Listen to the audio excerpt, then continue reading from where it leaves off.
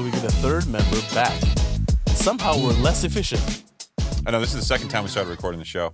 Well, you guys didn't know about the first one. That's why. What happened on the first one? I feel like that's called wiretapping. Okay, if you're recording conversations that we're having in private to use against us, that's wiretapping. But in order to pay my respects. Well done, sir. Beat you to the punch. You can. Fuck! It took my monster, too. At least we know it doesn't have salmonella this time. It's nice to have you back, Odin. Thank you, sir. I'm going to buy you a water bottle for your first Christmas present.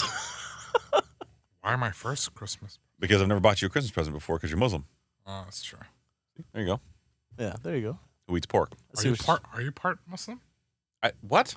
Are you part Muslim? Is that me? Can you be that? You know it's not an ethnicity, right? Like, just to be clear, whenever someone says you're Muslim, they're not saying, hey, that's where you came from, Muslimia. Yeah. So is that a yes or a no? My dad was Muslim originally, and then he converted to Christianity, but yet he still says prayers 3 times a day. It's very confusing. 3 times a day. Yeah, He's making up his own rules. It's supposed to be 5, but I'm not hating. Look, more than me. Bro, you've never gotten on a prayer rug and found Mecca. Okay, you were the last person to talk. What do you mean? Which way is east, motherfucker? Let's prove this out right now. Right now? I'll tell you what. Any way your heart is, it's all in the heart. Oh, it's your iman, as they. Yeah, go ahead. Good. Did he mute you? Oh, he came back feisty. So let me get this straight. If I were to walk into a Catholic church. Wait, hold on. Don't try to now switch to something. Okay, you just, fine. You just said that your dad prays 3 times a day. I'm just saying, just because he waters down his religion like everybody else in the world doesn't mean that it's not. I water like, it down religious. too. No, you don't water it down, bro. If you said it doesn't matter which way is east, I'm just saying that's a little difficult. Man, I know which way east is in my house. This doesn't feel like home to you? I don't pray outside my house. That's how I water it down. Do you pray inside your house? Occasionally. How? When I feel spiritual, yes. How do you spiritually pray? What do you mean, bro? You want me to teach you how to pray? Just saying Jesus Christ all the time does not mean a prayer. Like, what are you doing? What do you mean, bro? I know how to pray. Is that like a Quran? Like, what are you doing here? Do you not know what it means to pray, bro? I want to know how you pray. What do you mean? I get on the rug, I make sure I clean myself properly. You do not have a prayer rug. Stop it. We have multiple. What are you talking about? Where? Don't forget, my sister's religious. Yeah, dude. What are you talking about? I don't know who you are anymore. Bro, they both went to, I think, the same school that you went to. Your Saturday school, they went to that school through 8th grade, Odin? Full time, baby. Yeah, they're full-time students. Not part time like you, Saturday. That's not even part-time, bro. What were you? You're like a contractor. I mean? So he was part Muslim. No, my parents allowed me to pick my religion. You picked. Your parents allowed you to pick. Yeah, it's great. Yeah, I respect that. So what? You picked Islam for the first few years, and then you're like, nah. Don't say Islam like you're all religious too. You're not even religious. He's more religious than you are. Hey, what? Yeah. 5 seconds ago, I was nothing. Yeah, I still don't believe you're something, but even whatever the hell you are, you're more than he is. Whatever. I pray at night every night though. I still do that every night, but not on the rug, like the whole thing. No, in bed to God by myself. That's different. Please, that's wishful God, thinking. Let me wake up tomorrow morning. That's wishful thinking. No, you know what that is? Just because you say thank you, Jesus, or praise God, or whatever. No, you know what that is? That's Michael Berry hedging my bet. Yeah, that's all you're doing. That's what that is. If there is a Jesus, I just want you to know I'm sorry for all the things I thought today. But if there isn't, I'm going to do it tomorrow. There you go. Yeah, I know what it is. Just like Jamie Dimon. Uncle Jamie, back at it. He's trying to bring Jesus to the markets. Yeah, exactly. That is what he's doing. So he said, yea, though I walk through the valley of the shadow of the people making a huge mistake, I shall fear no recession. Because he knows it's coming. He's suggesting if you don't think it's coming, you might be a drunken sailor. You might be stupid. He didn't say stupid. He just said drunken sailor. Yeah, you're right. Jamie Dimon's also a politician who may or may not actually believe in God if you're the devil. So who wins? Who wins if they run for president? Patrick Bet-David or Jamie Dimon? Jamie Dimon all day. Okay, well, let's talk about it like 4 years from now. The trajectory that Patrick Bet-David is on. Was he born here, though? I don't think he was born here. No, he was not. Yeah, so he's out. Yeah. Out. we settled that. Yeah. You can call me Nostradamus, Chris, for the rest of the episode. All right, we're going to move from Jamie Dimon into the fall of home prices because guess what? That little period of time may have been over by now, but we think there's more there. The U.S. is on course to build more apartments than ever in 2023, something Saeed and I have talked about routinely, but we got data now because we like to do math every once in a while. We're going to talk a lot about the U.S. consumer, both done being splurging in that period of their economic life cycle, possibly, according to one Fed report, and about the consumer credit growth, which seemed to slow in July. Then we'll meander over to the Fed's own economists now expect a, quote, Goldilocks scenario, i.e. Jamie Dimon calling people drunken assholes or sailors or whatever. A Goldilocks scenario. Yeah, Goldilocks scenario. I've been using it a lot to make fun of people. What, like, they just have to keep switching it up just to stay fresh. Yeah, soft landing. Now it's a Goldilocks scenario. Yeah. Ooh, three little bears. What makes like, Goldilocks soft landing? I don't get it. Yeah, it's wasn't she the one with three little bears, Goldilocks? This one been a was while. three little bowls. Like Yes. This one was And the too. three bears? This one wasn't warm enough. Yeah. And this one was too hot. This one was too cold. And this one was Oh, just right. right. Yeah. You know, that's also breaking and entering, just for the record. Does Yeah, nobody care? It's because, you know, Goldilocks rolled into someone's house and Straight tried their to jail. food. Yeah. Straight to jail. Right away. Straight through jail. But before we do any of that, welcome back to The Higher Standard. We are the #1 financial literacy podcast in the world. Welcome back to the show, everybody. That is Saeed Omar, my partner in time. And crime. Well, if we're trying other people's oatmeal, definitely. Yeah. And welcome once again back from his trip to the sack. Haroon, fresh off a set of fries from Chick-fil-A. Yeah. You too, big boy. I had some fries, yes. I was How was- celebrating a return. How was Sacktown, man? Is it still all about the cowbells? Remember how derogatory that was in the early 2000s? Everyone was referencing cowbells for people who lived in Sacktown. What? Oh, do you remember? During the Yeah. Lakers rivalry with the Sacramento Kings? Gotcha, yeah. And then they owned it. They would come to the games with cowbells. Which is obnoxious as shit. Yeah, Can you no, imagine it's trying to watch totally- a basketball game with that shit going on in the background? In our favorite Kobe Bryant quote of the day, they asked him about it. Does the noise bother you at all? His response? I've never seen noise block a shot. Didn't faze him. Gangster. You have so much wasted space in your head on like it's astonishing to me how many. It's the Mamba mentality, man. Don't fight the Mamba mentality. It's not the Mamba mentality. It's just you've only got so much stuff you can remember. That's not true. I'm about to show you. Are we making threats now? Is that what we're doing? Let's go. Threatening people on the show? Start off the show. Start off the show. No, this is his article, man. I'm gonna let him go. Every article's his article. Everyone, Ooh. because he doesn't let me have articles, man. You see, first Because tenant. you don't paste it first. So because I spent a lot of time in different religions, okay, Buddhism, Christianity, Catholicism, Judaism, Really? Jewish temples, a lot of that. You know, I've got a lot of respect for a lot of different cultures. I can tell you the main tenet amongst all of them is don't fucking lie. Okay? Yeah. So Yeah. straight to jail, Straight to right jail. away. You're going to hell. Let's go. Jamie Dimon says it is a huge mistake to think the economy will boom with so many risks out there. This, according to a CNBC article out today. And for those of you who would like to know, today is Monday, September 11th. Mm-hmm. Oh, by the way, September 11th. Yeah, dude. Adam came home and he immediately said, "Can we send a video to his uncle, right, who's a doctor?" Mm. You know, I just wanted to tell him a thank you for helping out the community. He doesn't know, like, this doctor doesn't know over there. He's like, my teacher said, if you know any doctors or nurses or firefighters or policemen, that we should thank them. So he wanted to send a video to my cousin who's a doctor to say thank you for helping out the community. That's sweet. It was That's really cute. sweet. Yeah. What's not cute and what's not sweet is what Jamie Dimon is basically taking shots across the bow at your boy Brian Moynihan, but more on that to come. JP Morgan Chase CEO Jamie Dimon said Monday that while the U.S. economy is doing well, it would be this, quote, huge mistake to believe that it will last for years. Okay?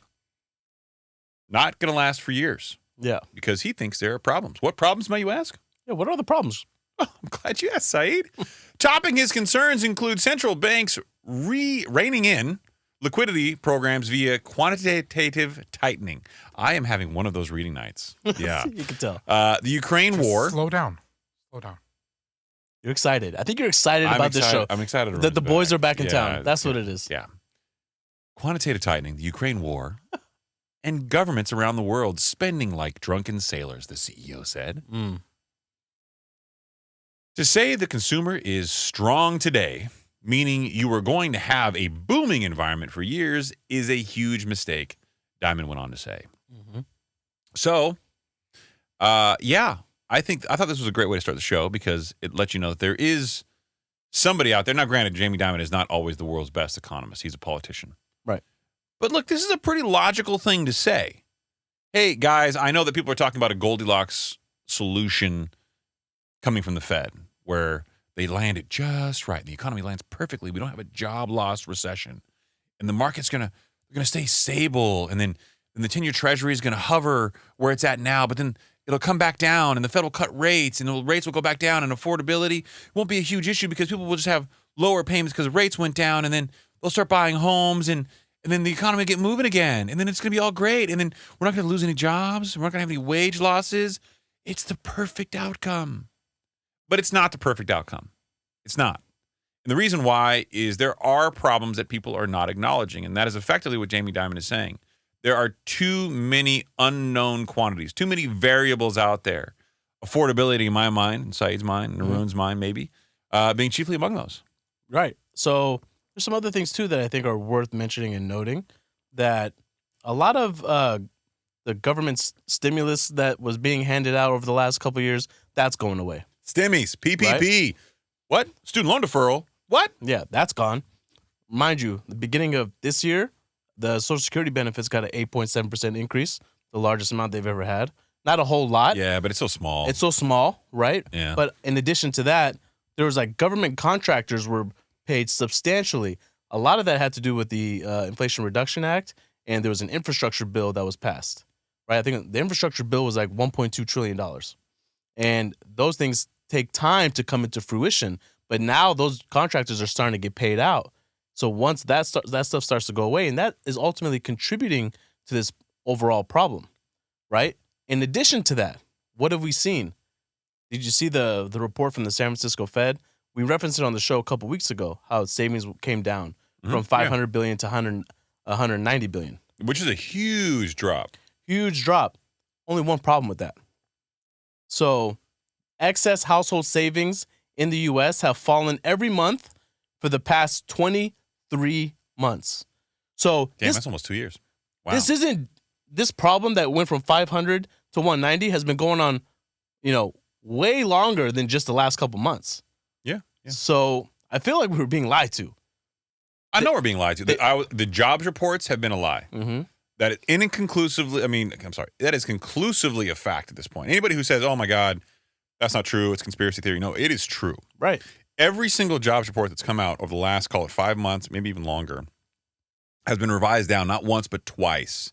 And there are plenty of articles from plenty of sources that really highlight that as being just factual. And yet you only get the headline number that comes out the first time, not the revisions down, that's announced by the news and out there. Right. At the same time, nothing has really improved from the banking sector from March till now. It's probably even worse than it is now. Bank earnings are down way more than they were back in March. Yep. But yet the rhetoric in the media seems to have been gone. And I can't help but think you've got an election coming up in November. The powers that be are clearly leaning into some of these reporting, which are government agencies. Mm-hmm. Some of these reports that are coming from the government agencies, and I would say that they're. I don't want to sound like a conspiracy theorist, but these numbers are being manipulated. Yeah. So in that report from the San Francisco Fed, at the rate at which the savings are being that's going away is $100 billion a month.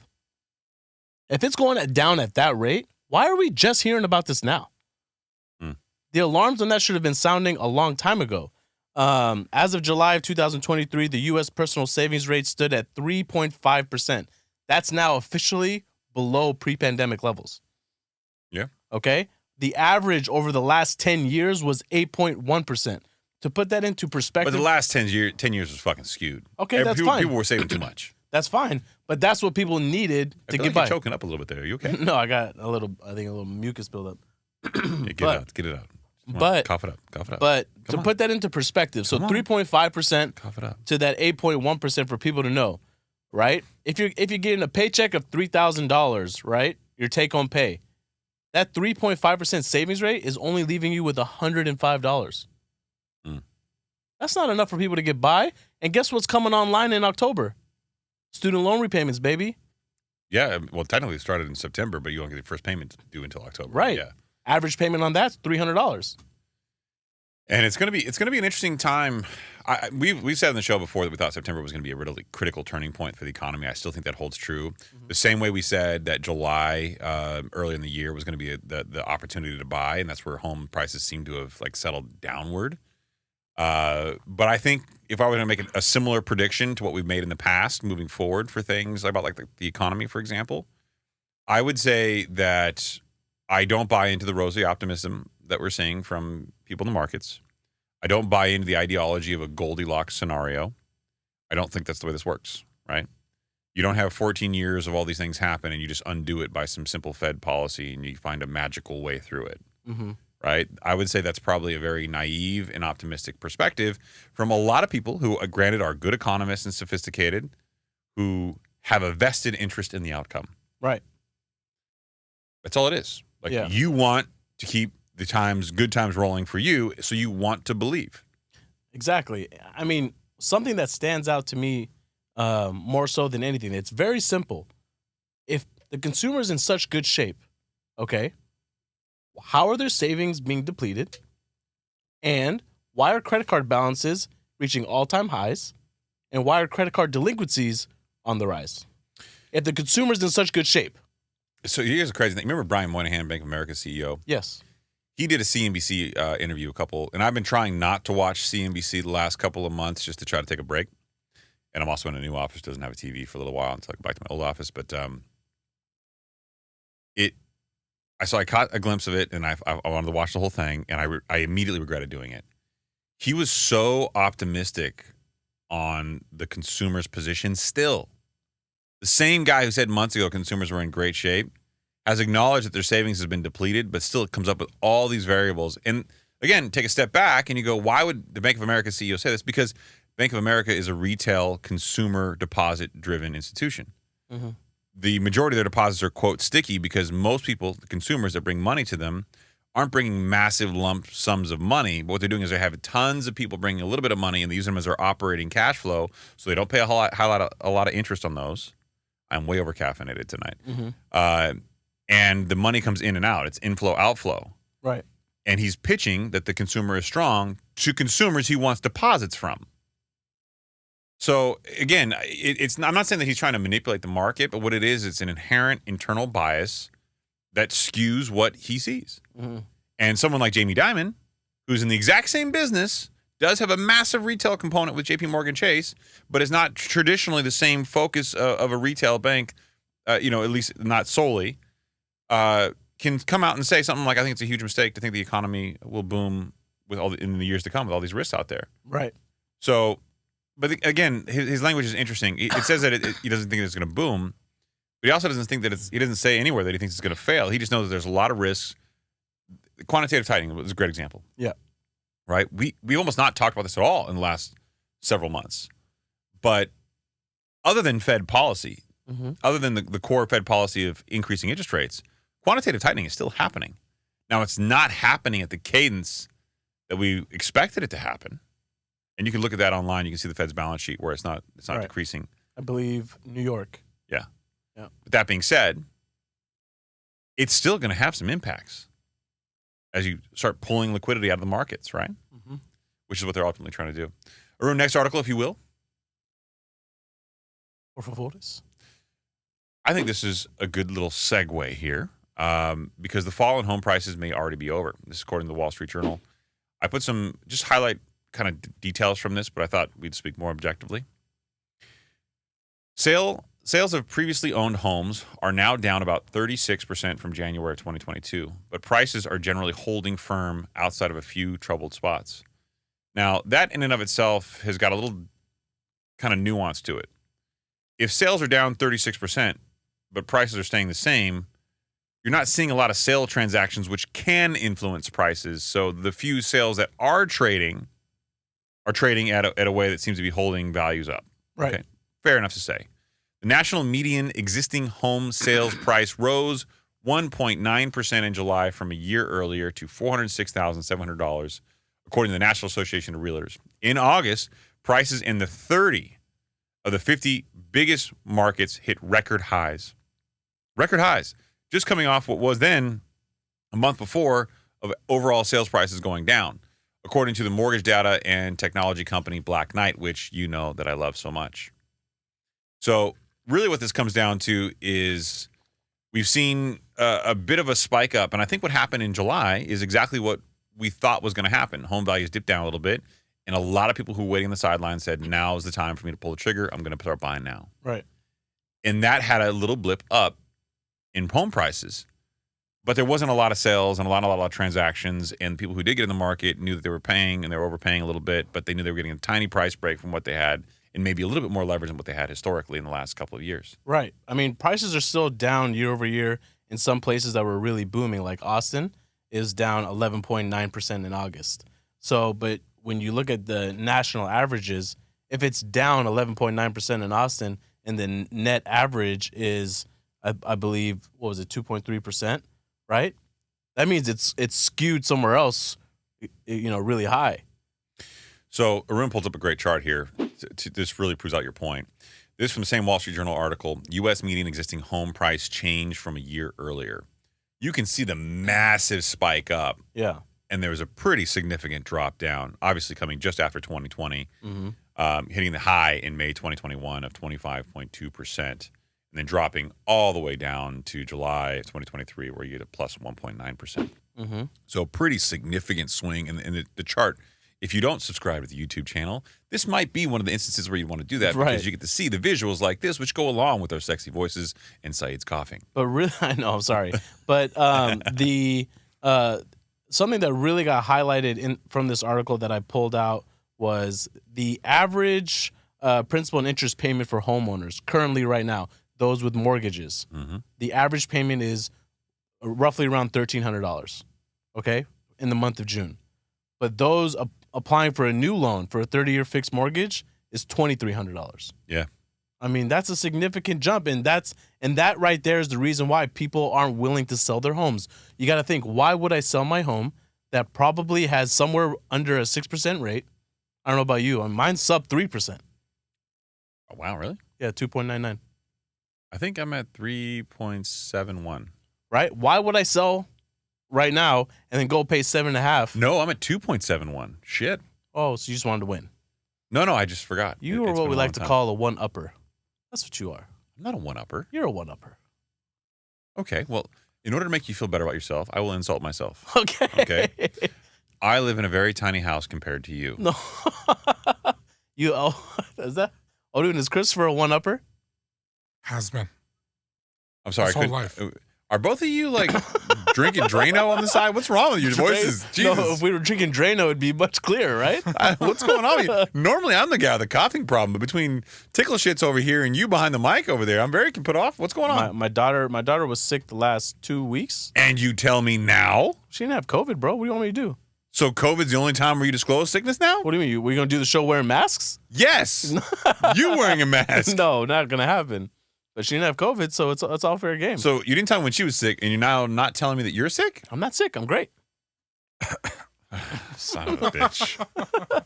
But in this closed off room. But she's been a little under the weather, and she's been wanting daddy to sleep next to her. So I have been. Fuck it. All night long? Yeah. What do you mean? I'll go down together. I'm not gonna have her wake up and me be gone. So we were the parents that sleep trained our kids to the T. We had our kids, both kids, sleeping in their own bedrooms after 40 days. They were alive for 40 days. They went off into their own rooms. And they never, ever once asked to sleep in our bed. And then all of our friends started talking about how, our kids slept in our bed last night. It was so sweet. And we're like, fuck, did we miss out? So now I'm trying to make up for lost time and try to, spend some more, have some sleepovers. Explain the bed situation as well. What do you mean? He's thinking like you're literally laying next to her. Oh no! So we bought them. So our house is a smaller home, but the beds that we got them, it is, bro. Get out of here. It's a smaller home, and the kids' bedrooms are smaller. So what we did is we got them beds that have pull-out mattresses underneath. So like I'm sleeping on the pull-out under her bed. I'm not in the same mattress. I don't understand. What's the problem? I didn't say there was a problem. You're looking at me like there's a problem. I'm still trying to get over the fact that you think your house is a small home. No, it's a smaller home. I mean, keep in mind, I downsized 1,100 square feet to move into this. So my home wouldn't even be a home to you? I did not say that. Why are you putting Because words you in my mouth? downsize into this. Wow. Bro, you know what you're doing right now? You're acting like a millennial, bro. I'm not acting like a millennial. Yeah, you are. I identify as a small homeowner. Okay, this is what you're doing. You're trying to start problems for no reason. I got 1,100 There are no square problems. Why are you causing problems? I'm not causing a problem. I'm just clearly identifying that you are a better man than me because you can afford a much larger home. That's not true. Christopher, ask you a question? Nope. Let me ask you a question. I don't feel like it's going to be an appropriate one. It is. One upper. Let him ask you a question. Yeah. Thank you. That's your new nickname. Thank you. I appreciate. I can't believe people have dropped off the arrogant comments, arrogant reviews. Because they know that I'm not arrogant. You're just a villain who tries to make me look bad. And as you were saying, please continue. Okay. Didn't mean to interrupt you. I apologize. Okay. Could you use a bigger home? Oh, yeah. If I could afford one, sure. Yeah. Christopher, can you afford one? Nope. And for our YouTube listeners, you can see how he's blatantly lying. It's not a good time to buy, man. I'm a man who practices what he preaches. I would not sit on this show. You're right. And tell people not to do things. But that we have I would routinely do. said, use it for your utility. Yeah, and I'll be honest with you. There's a part of having a 1,180 square foot home. It's a 3-story attached townhome that we originally bought as an investment property that I lived in alone for a long time. My wife and I lived in alone. Now we had our son in it. I mean, granted, it's cramped. No, it's a beautiful. I love your place.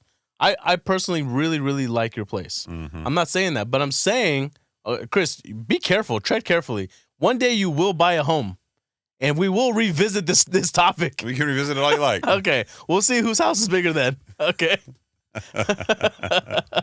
I just want a cold plunge. Hey, goddammit. you're gonna lose this one. You're gonna lose this one. Chris, Not why'd you buy a today. 7,000 square foot home? Yeah, exactly. It's just you, Joanna, and Carter. I don't know what I would do with 7,000 square feet. No, I'd that's probably too walk much. around. That's like a lot. Lost. You wouldn't get something that big, would you? I doubt it. Yeah.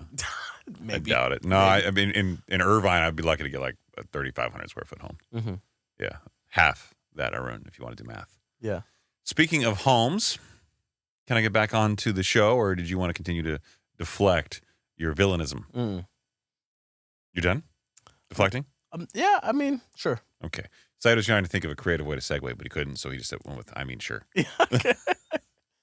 I found, I've been following a lot of pages on Instagram that have charts. There's a chart of the day. There's this one, Charter, spelled CHARTR. They have really cool economic data presented in very visually appealing ways. So I really, really like this one. It was something that we spoke about a lot on the show. Mm-hmm. But the U.S. is on course to build more apartments than ever in 2023. And there are a number of people who messaged, I think, both you and me in the DMs talking about how commercial real estate, for the regulatory definition, includes multifamily apartments as a form of commercial real estate. Yeah, but a lot of people think the risk profile is different. Right. When people are talking about commercial real estate, it also includes apartment buildings. And there's been a lot of concern in the market that commercial real estate is going to be impacted. But most people think about office or retail. Some people are very, very worried about multifamily apartments because of the amount of apartments that are coming online, more deliveries to the market. And to explain a little bit historically about how this happened, I thought a primer before I got into the data would be very useful. Okay. So what happened was during the pandemic, nobody was lending. People stopped lending. They started freaking out. And then even if you did lend and you wanted to have like a construction loan to build apartment units, who the hell was going to come to work when everybody was worried about COVID? Right. So effectively the market shut down. Now, typically speaking, construction loans even for large projects are somewhere between 18 to 24 months, right?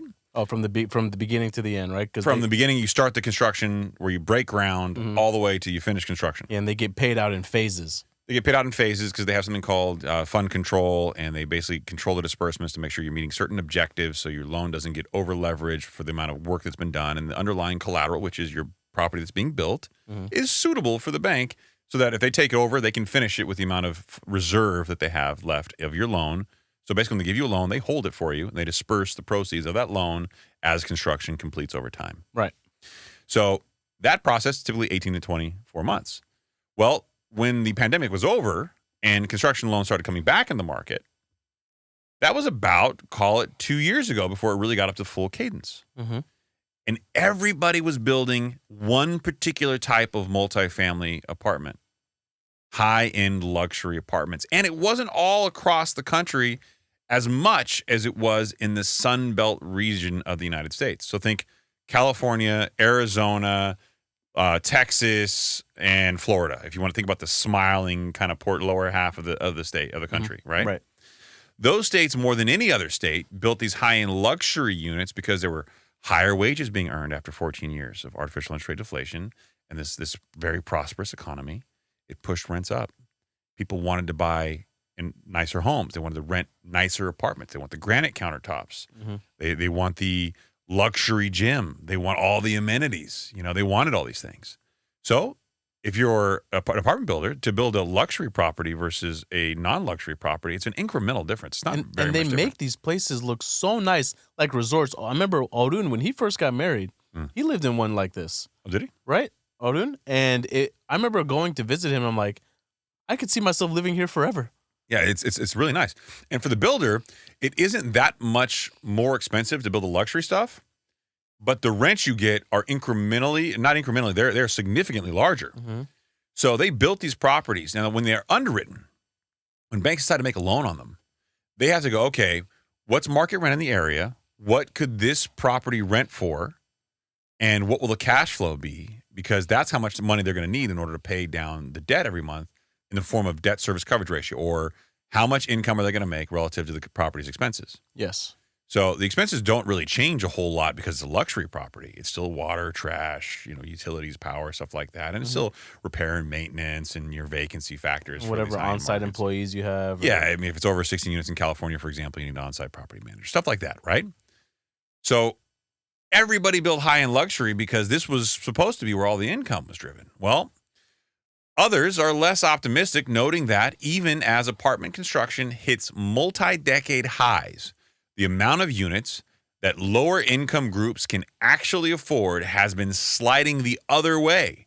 Indeed, Rent Cafe's report classified 89% of the new apartments as, quote, high-end, end quote, properties targeted at upper, middle, and high-income earners. Wow. And the chart that Haroon has up here from Charter, which is the social media page, is pretty telling. It goes all the way back to 1973, all the way up to this year, 2023, which, by the way, is not over yet. The amount of deliveries are way higher than any period, and the highest ever since, call it, 2010-ish. Mm-hmm. There was a dip just after the Great Recession. Yeah. And you can see there's this kind of a sine wave pattern here where it goes up and down. Now, what's interesting is the down periods are recessions. Now, you saw a small dip in 2020, but it was brief, right? Because there were still projects coming online. Mm-hmm. It wasn't a full recession where it took the last 7 to 10 years from trough to trough, peak to peak. It was a tiny, tiny little pandemic recession. So I don't think you saw it as visible as a pop. But if you look back in the 1993 range, Yeah. that was the last dip. Then you go forward to The dot-com 2010. bubble. So you have a dot-com bubble. You have the Great Recession bubble, which kind of followed those, right? In 1970s, you have the 70s hyperinflation. Yep. Right?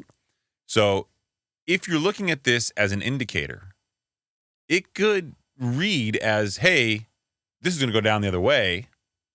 And as it goes down the other way, you're in a recessionary economy in the next couple of years. Right. And with more higher end, if it's really targeting higher end units and more of those units come online and they're competing with one another, Mhm. you would hope that the rents start to either stay stagnant or maybe even come down a little. And they're projected to. Now, a lot of people have been like, Chris, why are you so critical of Grant Cardone? He buys largely in areas like Florida. And as a guy because we have offices in Naples, who routinely will fly into Miami and drive from Miami across the Everglades, right? So I'm driving outside of Miami, outside of the airport, straight out through the Everglades and straight into Naples. When you make that drive from the airport of Miami to the outskirts of the city, before you get to the Everglades, it is just jam-packed of massive luxury apartment builds. Everywhere you look, there's cranes. Really? Everywhere you look. It's still building. And I mean, it is shocking how many that are there.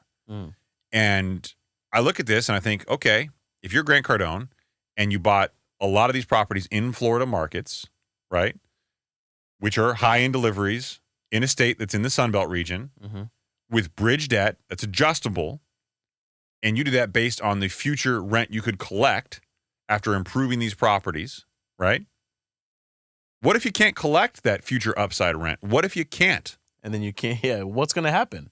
What if you can't get rates that you thought were going to be at maximum 5% or maybe 6%? Right?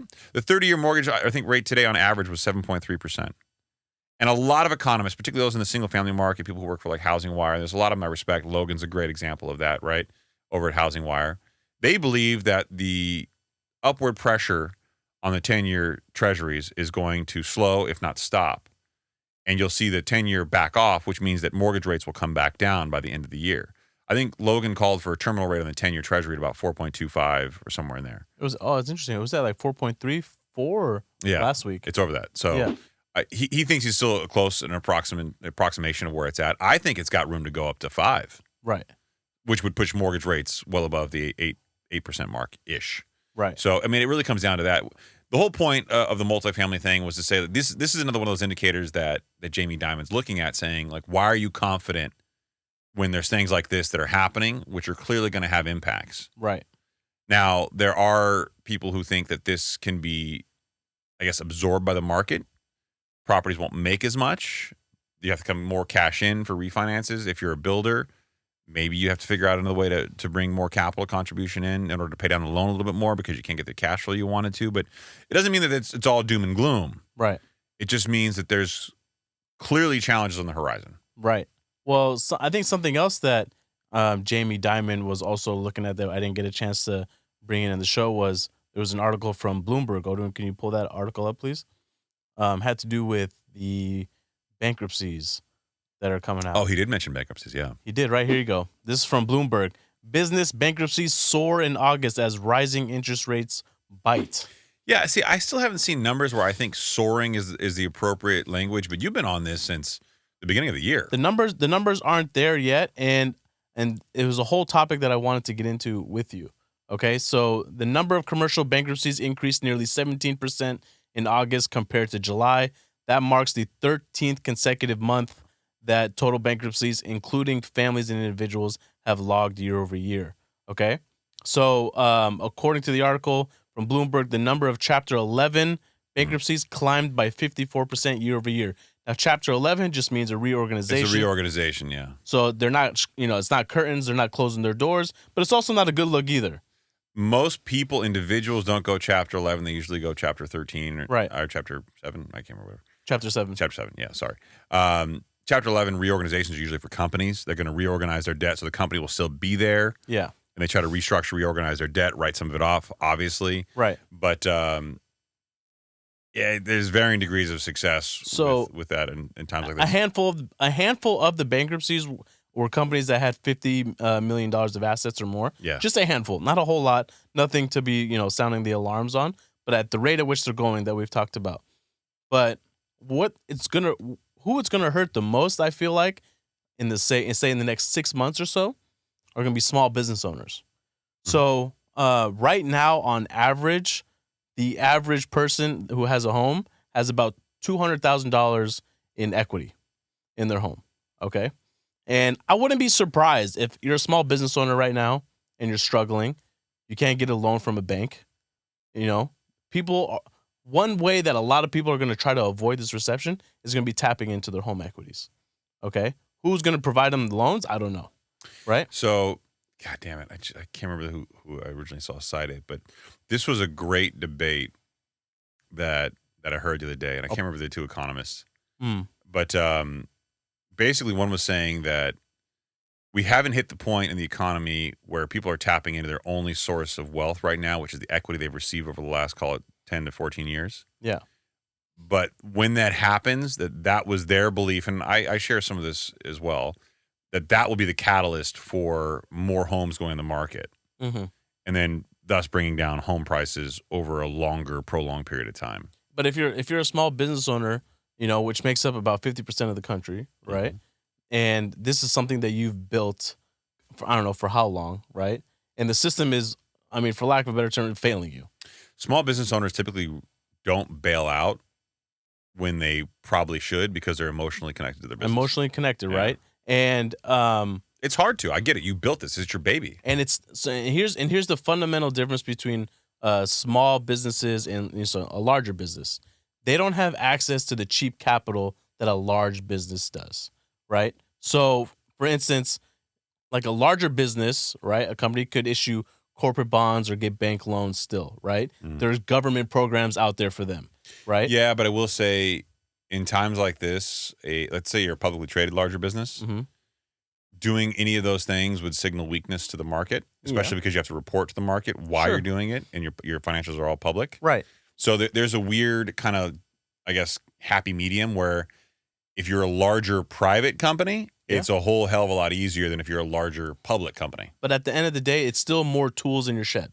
You have more things that you can tap into. I feel like you're talking about tools like you use them a lot, and you're not a tool guy. I'm a tool guy. You're not a tool But guy. in addition to that, what they could also do is they could sell stock, right? They could which I understand is a bad look. You can sell ownership. How about we call it that? Selling stock, again, if you're a publicly traded company at a time like this, it could be a bad look, right? Right. If you're raising capital in a time where capital markets are very, very expensive, people are going to be like, okay, well, how desperate is XYZ Corp? Right. But a smaller business doesn't have that option. So, like I said, they're probably more likely, because they are emotionally invested, probably going to tap into that home equity that they've built over the last however many years. And that could, cause some serious problems. So here's how I see this playing out. Okay. Is we've long called an earnings recession. I still think that's the call. I think a lot of companies across a lot of different sectors are going to start struggling financially, and their earnings are going to continue to decrease quarter after quarter for a while. Let's call it an earnings rolling recession. Okay. Yeah. An earnings rolling recession. Let's see how many times I screw that up tonight. Earnings rolling recession. He's so proud of that comment. Look at him. He is, yeah. We're combining two of our theories into one. We've been calling it an earnings recession. And this is why people say that we have a sexual undertone to our show. Is you keep making references like that make people think that we're attracted to one another. You are very handsome. An earnings rolling recession? Earnings rolling, you said when we combine our theories things together. Our theories. You said things. I said theories. I thought I heard tips. That's what I thought I heard. That's what I thought I heard too. There's three of us. Is it tri-tip? Dad jokes all day, baby. All day dad jokes. How you doing? Let's go. Now drink your bottle. All right. So I do believe we're entering into an earnings rolling recession, or an earnings recession for those of you who don't speak Said. And because of this, what's going to happen is companies are going to continue to struggle. And like Said's point earlier, you're going to wind up seeing companies that cannot get the business back on track and need to file some type of bankruptcy, whether that's Chapter 11 or whatever they might be doing, or maybe go to the capital markets instead of bankruptcy. But that's going to create an M&A activity market, because if you can't grow your company by selling more product, and you've gone through the last couple of quarters cutting your expenses, including reductions in force to the extent that you can, what other options do you have? If you have capital and you're in an offensive position, then you buy somebody else, and you have efficiencies by buying their business because you already have some of those jobs, some of those things, some of the the tools in your arsenal already. You can let some of those expenses go on their side, and you walk into their earnings that they would otherwise have, and you walk into their balance sheet and their assets they would otherwise have. You need to be well capitalized in order to do so. You need to be well capitalized. So I think that the challenge for most of America that they don't see coming, the things that Jamie Dimon does see coming, which will ultimately benefit him in banks like Goldman Sachs, is if you're in trouble now, you can be bought for cheap later on. They can buy your assets cheaper. So now, if you want to be a conspiracy theorist here, you got two massive problems for the middle class. Problem number one, you can't buy a home now. Typically speaking, the middle class has most of their net worth, which comes from their home ownership, right? Right. If your home is at a maximum equity right now, and you're now at maximum leverage on your credit cards, on your cars, and you typically trade your home up to a bigger home, which has more equity appreciation built into it, and you can't do that, you've now tapped out of your growth unless the market continues to go up, which even if it does, how much more can it go up for you, Mr. Mrs. Homeowner, right? If you're not a homeowner now and you want to be a first-time home buyer, you can't buy. So now you're taking all this wealth creation that would have happened in the future and you're pulling it back aggressively. And then you say, okay, well, business owners are still out there. Well, business owners are going to go through very, very difficult times when consumer discretionary spending pulls back. Which is, we're already starting to see happen. Small businesses are going to have troubles, as you've noticed here. These bankruptcies have surged, or soared, as the article says. And then the big businesses come in because they're well capitalized, and they buy the small business assets at a discount. And sometimes you'll even see some layoffs with those. Further eviscerating wealth in the middle class, only creating a wider and wider disparity between the haves and the have-nots. And it's an unfortunate thing because I think that a lot of people don't understand this, and a lot of people who report on it, let's be honest here, economists are generally not well paid. I would say most economists are somewhere in the middle class. It's literally their own predictions that are walking them out of jobs. Yeah. That are walking them out of there. I look at people who work for real estate companies who are economists, right? And I go, you work for a real estate company.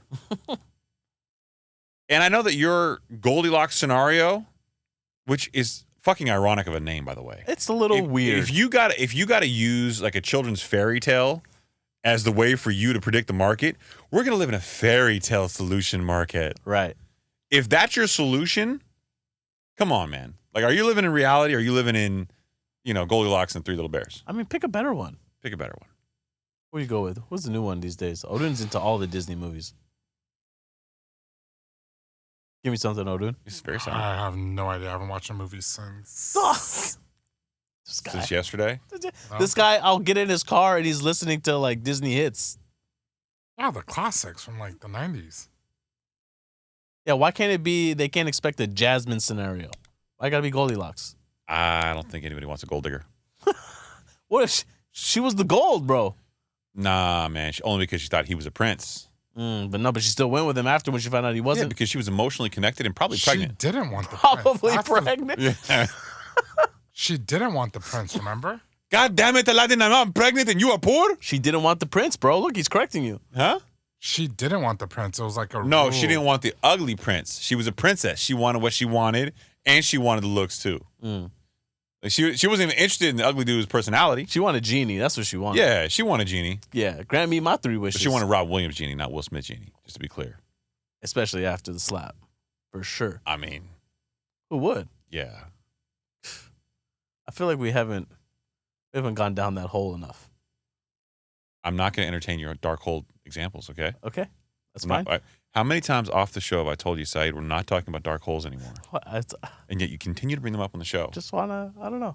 It's an obsession. Just want to flaunt it out there a little It's bit. an obsession. I saw you looking at Haroon's belly button before. It's very awkward. When he's wearing crop tops. Haroon, let me just throw something out there. That is morbid curiosity. More? Okay. I'm saying there's a Did you whole. just try to high five him? No, he's I'm trying to tell him to stop. I'm trying to tell him to stop. No, it's fine.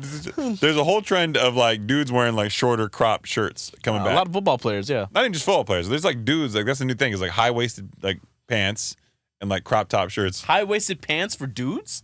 Yeah, dudes are wearing high waisted pants and Let me like see this. I crop gotta top see shirts. Pull it up, Jamie. It's high waisted boot cut pants and like cropped shirts is like the new style for men right now. Got you. Now we wouldn't wear this because none of us have a physique for it, obviously. Speak for yourself. And okay, all right, that's just mean. You're seeing a lot on like this. Like this is very common right now. Who's this? No, This is very common. No, It's Weiss. That's fashion. Yeah. Weiss, your cousin is very fashionable. This is what he would wear. Okay. I mean, with pearl necklace. Yeah. Right? So, Haroon, let's say we bought you a nice pair of Yves Saint Laurent jeans, the bootleg ones, right? And they're high-waisted, but you had to wear a crop top. And where when your arms are down, it doesn't show your stomach. It just shows the top of the jeans, and it's fine. But when your arms go up, belly button's out. Yeah. Would you wear it? No. Would you wear it all day long for $100? But every time we called you, you have to raise your hands in the air no matter where you're at. I'm at home 24/7, so I would. You're not home 20. Why do you make yourself sound like you're a homebody? Yeah. Bro, you just got back from the sack.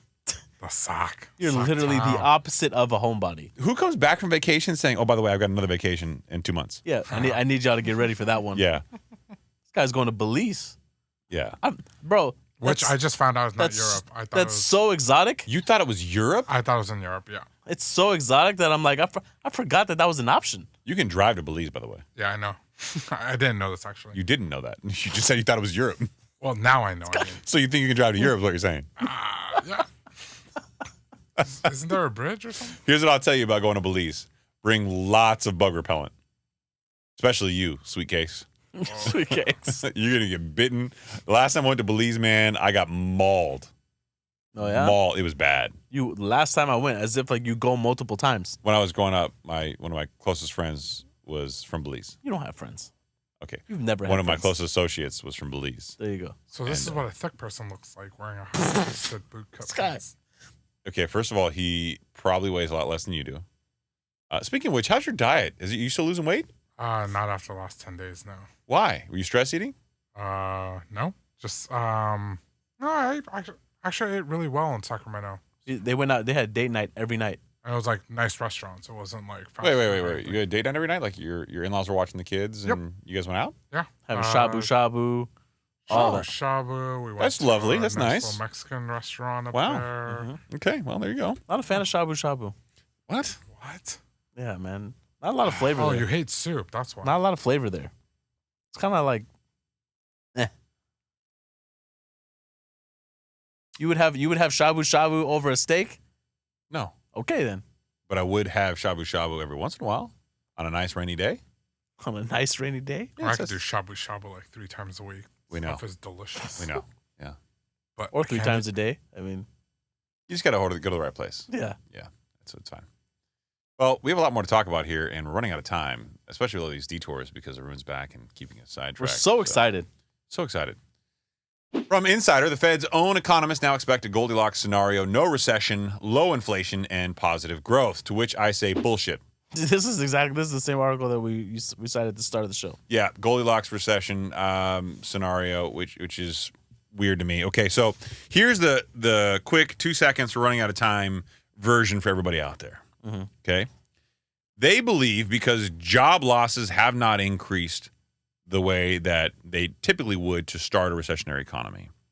And because you're not seeing the lagging indicators, which should in theory lag longer, respond to the degree they normally would respond to Fed policy, particularly the amount of interest rate increases, they think that what small responses they've seen so far might mean they may escape a recessionary economy. Quoting from the article, so far, based on the analysis, tighter policy has resulted in 5.4 percentage points in the level of real GDP and 7.1 percentage points in CPI. That represents about 65 and 75% of the total tightening effects on the levels of real GDP and CPI, respectively. That will occur according to the model. So effectively saying we've gotten 65 to 75% of the way there already. Mm-hmm. And guess what? We're not in a recession, kids, according to the people who don't have any obligation to declare a recession. That's true. That's true. But we know that the pain is still ahead, right? The pain is in the hold. And big day this Wednesday. So by the time this episode drops, CPI will come out. So we'll see what they're going to do, right? Your voice is really struggling tonight. Are you okay? You're like, Jesus Christ. I'm trying to hold back this I cough. feel like you're like dying. You okay? Yeah, I'm going to be okay. I'm going to make it through. We're going to power through. But CPI is coming out Wednesday, so that's going to be big for the Fed. I still think that it's not going to change ultimately what they do in September, later this month, the 20th, I believe. 18th to 20th, yeah. 19th and 20th. Or, yeah, somewhere there. Yeah. It's a 2-day meeting. But we'll see, because their projections for the end of the year was unemployment to reach 4.1%, which all that really means is there's still a ways to go from where we are now. And as soon as the consumer spending really starts to pull back, that means corporate profits are going to go down. And when corporate profits go down, one way that they manage their expenses is to ultimately have to lay off some more employees. Maybe, or you try M&A activity, or you go a different route. But look, I think the probability of a quote Goldilocks or a soft landing or any of these weird ass scenarios is slim to none. But there are people who are already out there aggressively acquiring companies in advance of what they think might be a change. All right. One of the said companies that was acquired recently is a company that we talk a lot about on the show, Black Knight. Mm-hmm. They were just acquired. And I had no idea until I read this article of what was really going on behind the scenes. And I'll tell you, if you read the articles that we post, this is one that I think was super fascinating because I've seen a lot of people over the years try to take technology and roll it into the mortgage market and fail. Everybody's tried to wrap their technology around the classic mortgage markets, which has a lot of paper and title and escrow and a lot of collections of things as notaries, and it's always failed. But I've never seen anybody go this expensive, this high tech with his background. Okay. So this is from Fortune. The man who just bought the New York Stock Exchange just made an $11.9 billion bet that he can fast track your mortgage for far less than you're paying now. How's he going to do that? Well, Said, I'm glad you asked. All right. Unbeknownst to me, this guy has been buying companies that I was well aware of on the low for a very long time. His name is Jeffrey Sprecher, I believe is what it is. Sprecher, whatever. Yeah, Sprecher. Never heard of him before, but I know all the companies he's bought. Before the Black Knight acquisition, ICE rolled the three segments into an end-to-end all-electronic offering called ICE Mortgage Technology. Now, I knew about this company. I didn't realize this was the man behind it. ICE holds dominant positions in 3 of the platform's component parts. Ellie Mae handles 50% of all originations. MERS has 85 to 90% of the registrations. And Black Knight holds 65% of the servicing market. This guy is owning an entire role monopoly. That's what he's doing. So again, just to be clear here. So he owns all 3 of these companies now. Ellie Mae handles 50% of all loan originations. 50%. Crazy. MERS has 85 to 90% of the registrations for all these loans. And Black Knight holds 65% of the servicing market, right? Collecting and remitting payments. Yeah. Says Sprecher. We touch nearly every home loan in some way. The network itself is open, he adds, so that customers can either use the components on an a la carte basis or choose the end-to-end solution. Sprecher insists that his model is already making big progress. We've succeeded in getting thousands of third parties on the system, including real estate attorneys, brokers, servicers, and notaries. The idea is to get everyone in the industry talking on the same automated system. Now, how do you see that happening? I see you dying in the immediate future. No, but your voice is coming in and out. Do you really see this actually playing out? Yeah. Yeah. All 3 of the companies that he's noted are huge players in their respective spaces in the real estate game. Yeah. And on the single family space anyway. Everyone has tried this, but no one has been able to plunk down billions of dollars to acquire companies of this size and stature the way that he has been doing. So how does this help the average consumer? Well, in theory, if you have an open architectural structure like the one he's building, obviously for his companies, and all these systems can speak to one another, you can originate, fund, close, and service a loan all in the same ecosystem. So think of it this way, and I'll give you a very, very broad hypothetical.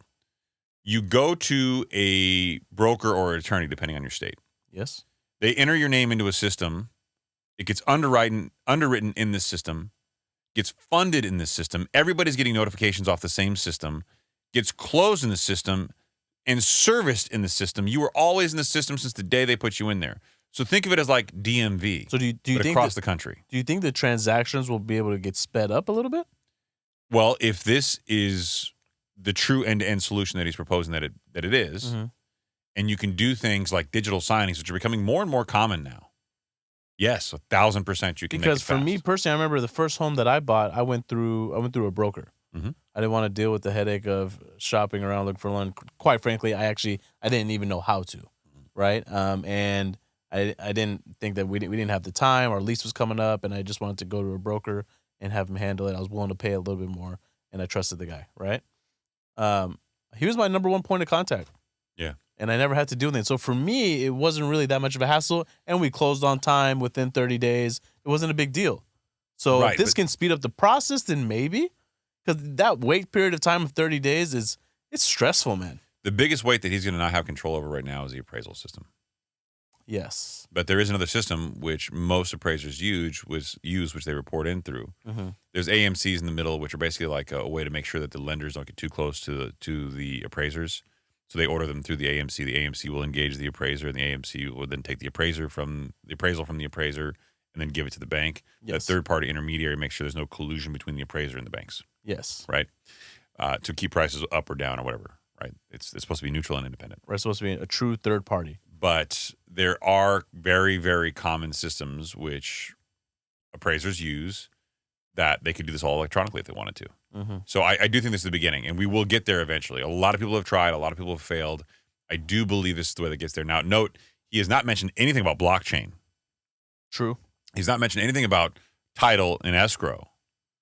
He's talking about controlling the overall ecosystem from a servicing perspective, from a registration perspective, which is sells in the secondary market and registering these securities. And he's talking about the origination side. So origination, servicing, the whole thing. Right. So this is kind of the ecosystem of the loan from when you get it from the very beginning to you servicing it over the years to when you pay it off and you don't have it anymore. Mm-hmm. I think you got what could become a very, very big and impactful solution. But this highlights the M&A activity. He's buying in this market now companies that are huge players in the game. He has to be a true believer in what he's doing because he could have otherwise waited until originations are down at PennyMac or in Ellie Mae because they are down, I'm sure. He could have waited longer. Now, what's interesting is Black Knight holds servicing rights. Actually, I didn't know that they did servicing. That's where the data comes from. Yeah. So, okay, it makes sense now, given the fact that we always cite them for their data. Yeah, and the reason why their data is so valuable is servicing rights are loans that have been funded and held, right? So they're seeing the new loans come on because they're servicing them, and they've had loans held through maturity that they have on their books. Got it. And for them, the value of their company actually goes up in an interest rate increasing economy because those loans don't refinance anywhere near as the duration of those loans creep up. Right. So they're inherently more valuable for them because they're stickier. Makes sense. Yeah. All right. Well, we want to get into this review? Yeah, sure. Why not? Yeah. Well, you didn't want to read a review, huh? I thought we can go a couple more articles in. We got a lot here, but I think we've covered a lot in the last hour. Yeah. And I'm pretty sure you're dying. Yeah. You're going to be dying tomorrow. Me, yeah. Yeah. I got a lot of twerk to do later tonight. This doesn't say who it's from. Oh, Bopulous. This is from Canada. Shout out to all the listeners in Canada. Yeah, so for those of you who leave reviews in Canada, we don't ignore you. We love you very much. What happens is in the United States, they don't post automatically. What happens is we'll see the count of reviews go up, but the actual commentary, if you have some, won't actually show up in the United States on Apple Podcasts for some time. We do have a third-party app or third-party website that we use to track kind of the aggregate data of the downloads and the reviews. And it does ironically show up there ahead of the actual posting to Apple Podcasts. Mm-hmm. So we're not ignoring you. It just takes us longer to get your reviews. Titled Number One Pod. Damn right we are. Damn right we are. Super arrogant, but I agree. We are an exceptional podcast. And we are number one in financial literacy. 5 stars because Populous was just being honest. Chris, Saeed, Haroon are on their A game. Whether you tune in for the financial literacy, the fat jokes, or just to find out if it's going to be the Rivian or Hummer baby. Strongly leaning towards Rivian at the moment. Yeah. These 3 know how to entertain. They always brighten up your day and have you laughing out loud no matter how dark the recession looks. Because you heard it here first. We were the first. Were we? I think Peter Schiff might have been ahead of us. And Patrick Bet David. No. Yeah, I mean, they were calling it, but they weren't sexy when they called it. So that makes us first. And they don't have beards. So, yeah. Yeah. Much love from your friend up north. Good night, everybody. Bye. It was a great review. I'm not gonna lie. I read that review and automatically sent it to the boys and said, "Look, this guy gets us." Yeah. Yeah. Those are the ones that bring a smile to our face. Yeah. Is that only one review? That was it. Okay. Shame on everybody. Shame on everybody else. If you're listening to this and you haven't left a review yet, we know you are not leaving reviews, and we will be stalking you. Yeah. You can go do so on Apple or on Spotify, or you can head over to the YouTube channel. Subscribe, like, ring that notification bell, do all the fancy stuff. Haroon, now that you've returned from your fantastic voyages across the globe into the town of Sac, The pilgrimage, if you will. the pilgrimage, you've returned from your religious pilgrimage, northeast-ish. What have you learned? What can you regale us with from an educational standpoint to impart on the people before we say adieu? When you went beyond the wall. Spend time. No, that's not a good one. I was going to say spend time with family, but I was going to say date nights are important. So if you're married, take time for yourself and your partner. Enjoy those. Sound advice. Take the time to spend time. So, Said and I also, before we leave, had one bet going. So there was a lot of media attention given to an airline flight that had to turn around mid-flight because there was a bit of a toxic issue, and it turned out to be somebody had diarrhea in the plane and pooped. That was all the way before I down. left. That was before I left. Oh, okay. We weren't sure. Fucker. Okay, just checking. I did not know where this was going. Just checking. You seem to be able to answer that question pretty quickly. I did not know where this was going. We just wanted to know. That's all. Not you. Good. We're happy. All right. All right, take us out. All right. Jesus Christ, man. Just want to make sure he's okay. All right. Good night, everybody. Bye.